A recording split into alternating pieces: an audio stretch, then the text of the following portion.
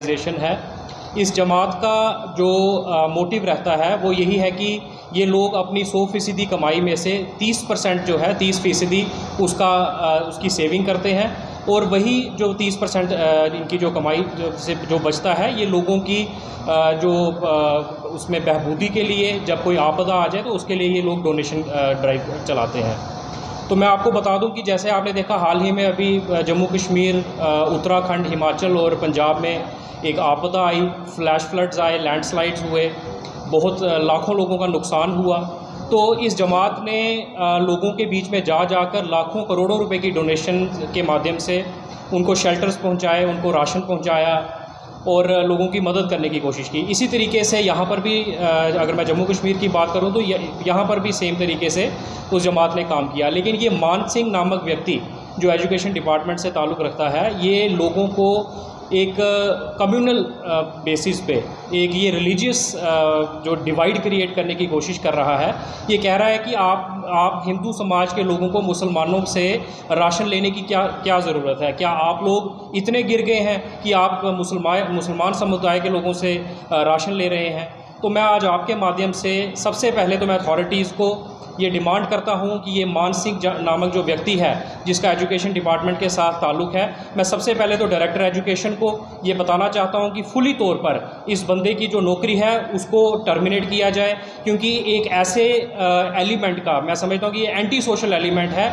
ऐसे एलिमेंट का हमारे समाज में ऐसे एलिमेंट्स के लिए कोई जगह नहीं है। दूसरा, मैं जो हमारी ऑनरेबल कैबिनेट मिनिस्टर है सकीना इत्तू साहिबा, मैं रिटर्न एक एप्लीकेशन लिख के उनके सामने भी पेश करूंगा ताकि जल्द से जल्द इस मान सिंह नामक व्यक्ति के ऊपर एक्शन हुआ जाए।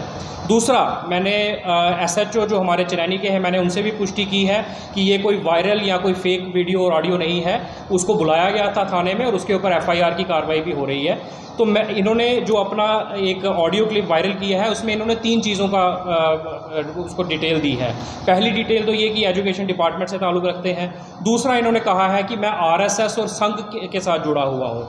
तो मैं आपके माध्यम से आज RSS के लोगों को और संघ के लोगों को कहना चाहता हूँ कि अगर इसी तरीके से आप लोग अपने जो अपना प्रचार करते हैं, इसी तरीके से अगर आप एक कम्युनल एजेंडा जम्मू कश्मीर के बीच में ही क्या बल्कि पूरे भारत में, पूरे राष्ट्र में फैलाना चाहते हैं, तो उसके ऊपर सफाई दीजिए। या तो आप इस व्यक्ति के बारे में सफाई दीजिए, क्या इस व्यक्ति ने जो रिमार्क्स रखे हैं क्या वो सही हैं, क्या हिंदू मुस्लिम भाईचारा के ऊपर जो खतरे की बात इस बंदे ने की है क्या वो सही है, क्या हिंदू मुस्लिम एकता के ऊपर जो इसने अटैक किया है क्या वो सही है। अगर आप इसके फेवर में हैं तो आप सामने मत आइए, अगर आप इसके फेवर में नहीं हैं तो आके इसको क्लैरिफाई कीजिए। दूसरा, इन्होंने अपनी जो वायरल इसकी ऑडियो और वीडियो क्लिप है उसमें इसने हमारे माननीय जो ऑनरेबल हमारे MLA साहब हैं बलवंत सिंह मनकोटिया जी, उनका भी नाम लिया है।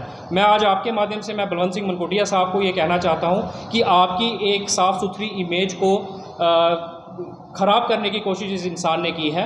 मैं आज आपके माध्यम से, पूरी मीडिया के माध्यम से मैं बलवंत सिंह मनकोटिया साहब को कहना चाहता हूँ कि अगर आप समझते हैं, अगर आप हिंदू मुस्लिम भाईचारा, हिंदू मुस्लिम सिख एकता में यकीन रखते हैं तो फुली तौर पर, क्योंकि लेफ्टिनेंट गवर्नर साहब के पास लॉ एंड ऑर्डर है, आप लेफ्टिनेंट गवर्नर साहब के पास जाइए, उनसे मिलिए और उनको बोलिए कि इस व्यक्ति के ऊपर PSA लगना चाहिए। आपने पिछले दिनों देखा होगा जो डोडा के हमारे ऑनरेबल MLA हैं महराज मलिक साहब, उन्होंने एक DC के खिलाफ अभद्र भाषा का इस्तेमाल किया तो उनके ऊपर PSA लगाया गया। लेकिन इस मान सिंह नामक व्यक्ति ने तो एक पूरे समाज के खिलाफ अभद्र भाषा का इस्तेमाल किया है, पूरे के पूरे मुसलमान समाज की निंदा की है, तौहीन की है। तो आज हम अथॉरिटीज़ से और माननीय ऑनरेबल MLA साहब से भी हम ये रिक्वेस्ट करते हैं कि आप LG साहब से फुली तौर पर 3 दिन के अंदर मिलिए और इस इंसान के ऊपर PSA लगाने का काम कीजिए।